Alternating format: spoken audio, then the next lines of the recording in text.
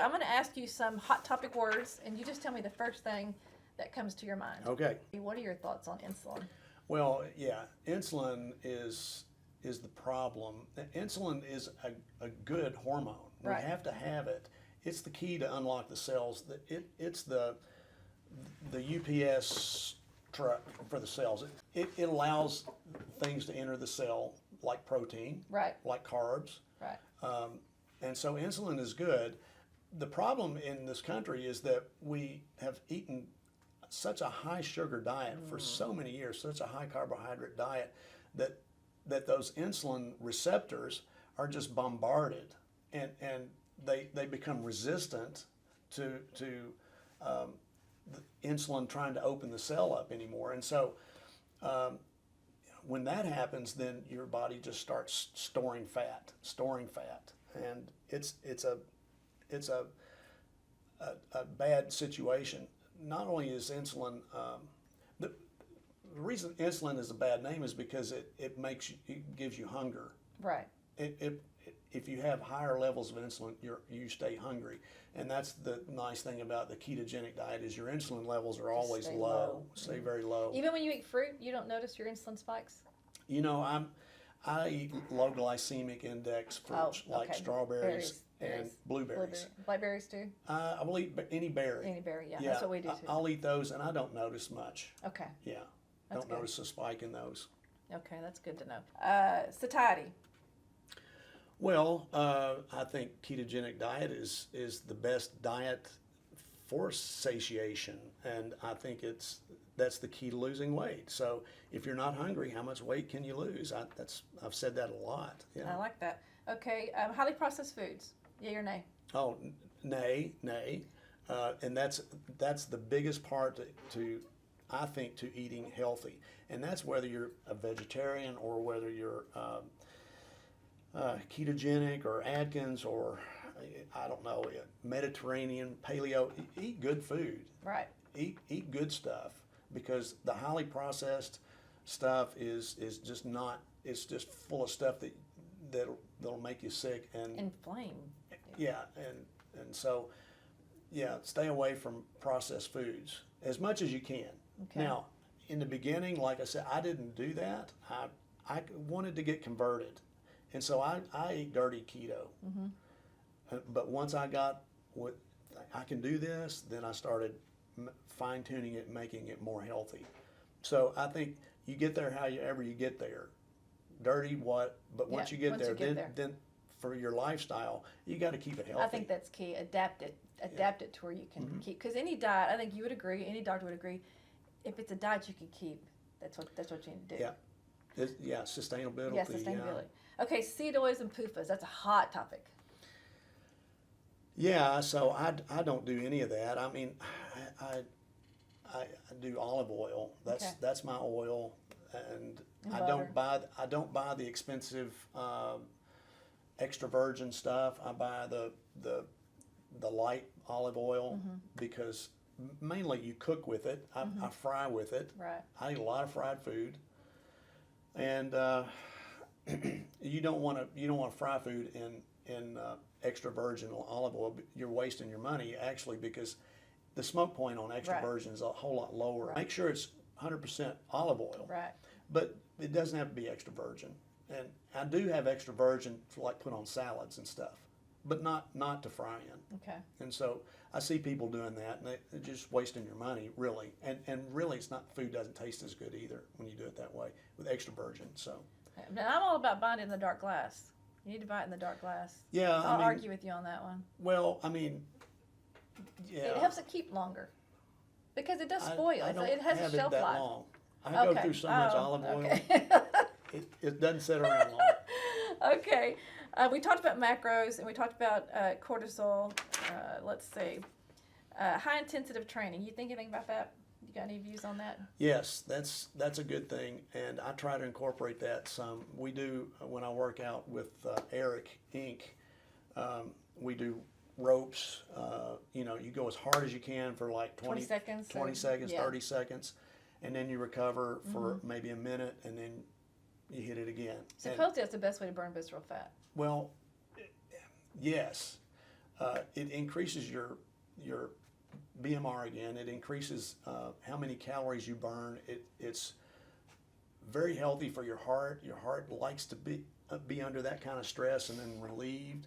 The long continuous like running and jogging, they're finding out that that's not so good for the heart. I've heard about that. I saw that. Yeah. Right, and but high intensity stuff is really good.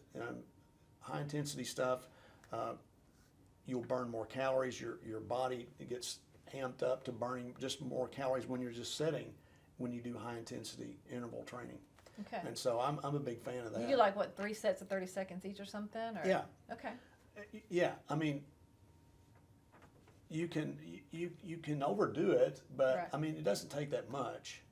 10 minutes of high intensity training is tough. Okay. I mean, So you treat the heart like it's a muscle. It is a muscle. So you treat it like a muscle like you would any other part of your body. pretty much, yeah, Okay. pretty much. Okay, blue light. You got any views on blue light? What's the thing with blue light? I've heard of that. I've not really looked into that, Lisa. I'm not sure.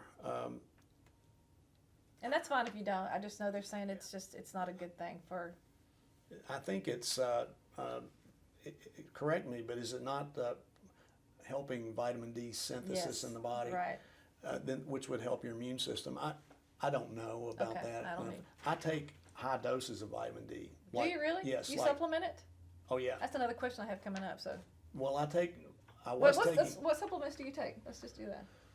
Vitamin D. well, vitamin D3 and K2. K2, good. Yeah, Okay.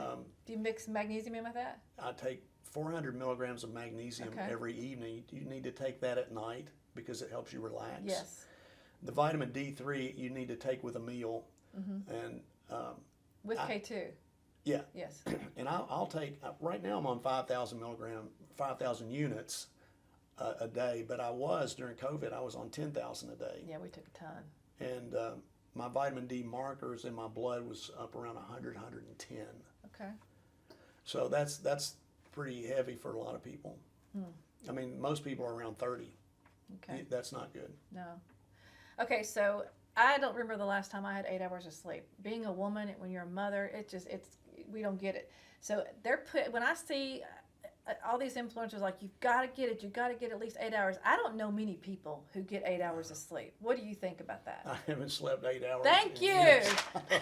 I wouldn't know. Yeah. Okay, that makes me feel better.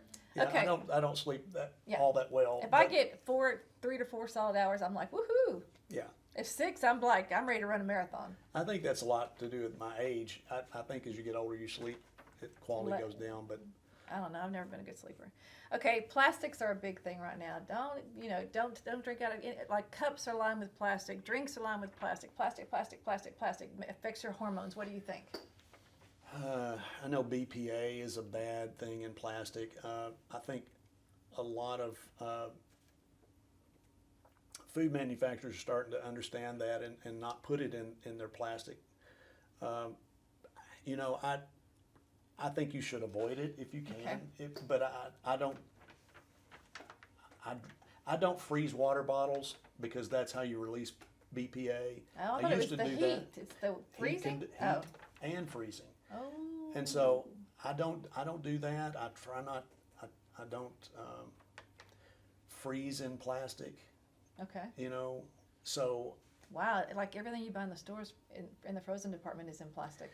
right. But I think like I said, I think the manufacturers are starting to understand that Okay. people are sensitive to that, so it hurts their bottom line. So Gotcha. I think that's something that they're changing. Okay. All right, my last red question. Since you're a dentist, we talked about this earlier. I'm going to go ahead and ask you. So the chemicals in toothpaste, I stopped using fluoride, which I may rethink that after we spoke earlier, but fluoride is the taboo. So give me your dentist thoughts on fluoride. I'm ready. Well, so like we discussed a while ago, fluoride is one of the most researched chemicals ever. I mean, they've been doing research on this since the 40s because our public water system has fluoride in it. And so every so often it'll come up how fluoride is in rat poisoning and,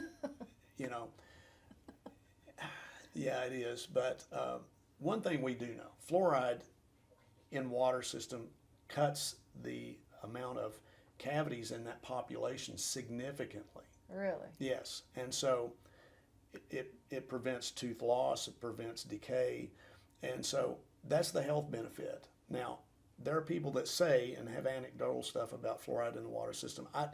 I would think that if that were ever to be proven, then there would be such a lawsuit, such a.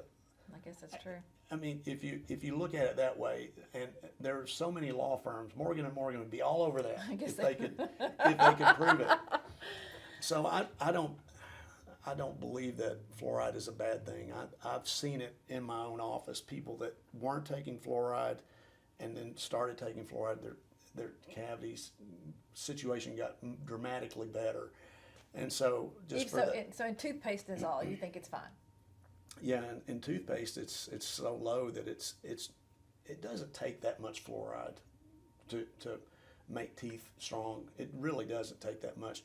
And we talked too, there are places in the country where the natural occurring fluoride in the water system, or just in the well water, is so strong that it's like 20 times, 50 times stronger than what municipalities are putting in, and the people are okay. As a matter of fact, they don't get cavities. No cavities in those communities that have high fluoride in their natural water.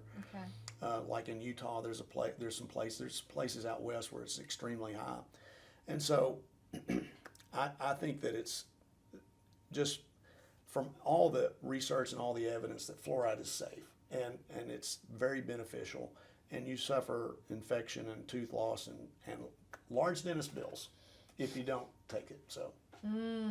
Okay, so y'all heard it right here. Mm-hmm. So faucet water, do you use filter or you just drink out of the faucet? Because that's for the fluoride. So water is a thing. I think I try not to drink tap water. Okay. Yes. Why? This is a recent thing for me. Okay. I used to be a tap water guy. I was too. But girl. I try to drink waters that are higher in minerals. Okay. And those are your more expensive waters like Evian and some Fiji. Those waters have high mineral contents. Yeah. If a person is consuming water without, there are waters that are actually, what's the word I'm looking for, purified so much that they have no minerals. Reverse osmosis kind of thing? Well, yeah, or even distilled. Oh, yeah. distilled. Distilled waters. Drinking that water will actually pull minerals out of your body. Right. Well, see, like I that you need. Because I have a bunch of minerals in that one. I just add to it. Oh, okay.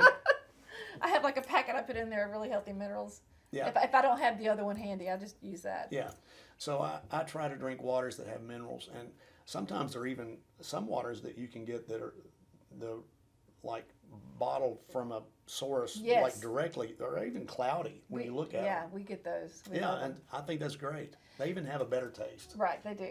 So one of the biggest complaints that I hear is, and we're about to end this, is it's expensive to eat this way because we're talking about the better water, or we're talking about the grass-fed food. But for me, my grocery bill hasn't changed because I don't buy all the other stuff now. I mean, when a box of cereal costs $7 and a bag of chips costs $5, I don't buy that junk. So there's like 5 or 6 things I go get. My grocery bill is about the same every time I go. So I don't notice a difference. I don't think this is an elite diet. I don't think it's a specialty diet. I just think it's doable.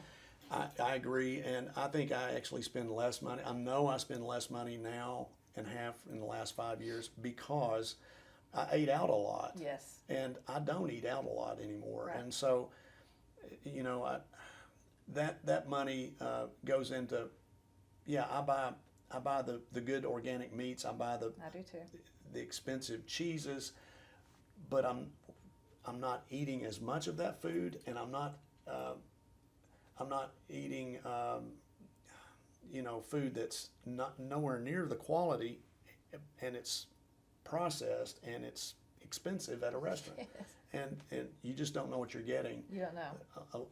A lot of the trans fats are in restaurant food, and those will kill you. Seed oils too. Yeah, you don't want that. You don't want that stuff, and so I don't eat that. I try to eat low processed foods that are of high quality nature. Right. And I think it's less expensive to do that. Hey, look at your health too. Yes. And how much does that cost? If you start taking care of yourself, I see patients in here all the time who are suffering from problems that are directly related to obesity. And you know, if they would eat more healthy, I think that they wouldn't be spending near as much money on their health. Yes. Yeah. So is there anything that you want to add that from your personal experience before we end this, before I close this out? Well, you know, I don't know. It's been one of the best things. I wish I'd known this 30 years ago. Me too. I wish I'd known. I kept trying to find the right answers. It wasn't that I wasn't diligent. It's just I think that we just have come around and evolved to the point and understand nutrition so much better. And I'm just sorry that it took so long to get there. I am too. I wish I had known this, you know, when I was a teenager. Right. It would have changed my life, I believe. One of the good things, and not many good things about social media, but one of the good things about social media is that now we're able to get that information. Whereas before, it was only a few people had that and got to make those decisions starting in the 60s and 70s. And all of a Right. sudden now we're like, oh, wait a minute. We get to question that stuff. Yeah, yeah. And the other thing is, I think a person needs to find out, they need to try it for themselves, and they need to give it a good try. I see a lot of people, I talk to a lot of people, and I tell them, they ask me what I do. I say, well, and they really want to know. I tell them, well, I've done the ketogenic diet. And a lot of times the first thing they'll say, oh, I tried that, it didn't work for me. And I hear that a lot. And I think to myself, well, you didn't try it long enough, and you probably didn't do it the right way. Probably didn't get to ketosis, yeah. Yeah, you can't one weekend say, okay, I'm going to get a cheat day now. You don't do that. You don't let your body ever convert over. And you're always craving, and you're always hungry. You've got to give it a fair shot. You've got to, if you do it at least 3-4 weeks, and then see what the results are going to be. Yeah, it's most of the time when I talk to people like that, I tried that for a couple of weeks and it didn't work. Right. Yeah. Yeah. Well, yeah. That's why. Yeah. Yeah. Well, guys, thank you for watching this. And this is Chris Givens. Again, he's my personal dentist. He's the local dentist here. Please don't come see him because I don't want to have to wait a year to get to come see him. If you have any questions, again, y'all know how to get me. Please like this, share this, subscribe. We'll continue to do things like this. And thank you, Dr. Givens. Thank you.